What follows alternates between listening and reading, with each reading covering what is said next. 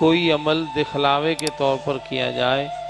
تو قبول نہیں ہوتا، لیکن درود شریف دکھلاوے کے لیے بھی کوئی پڑھے تو قبول ہے، اگرچہ اس کا درجہ کم ہو جاتا ہے، درود رد نہیں ہوتا کسی کا بھی، یوں کہ یہ تو سچ ہے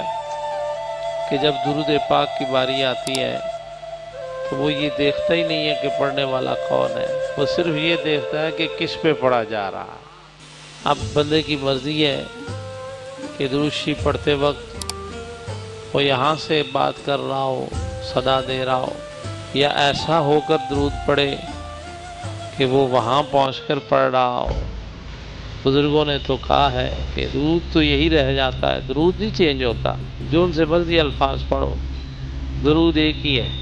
اصلاً جو ہے وہ بندے کا ادب اور احترام اور محبت اور توجہ اور خلوص اور حاضری اور عاجزی اس درود کے نقشے کو بدل دیتی۔ کوئی وہاں روضہ اقدس پر جالیوں کے سامنے درود پاک پڑھتے ہوئے بھی دور ہے، اور کوئی پہاڑوں گوشوں دنیا کے کناروں میں کہیں پڑھتے ہوئے بھی قریب ہے۔ اور پھر کہا کہ کسی کے درود کا عالم یہ ہے کہ اللہ اس کا درود مجھے سنا دیتا ہے،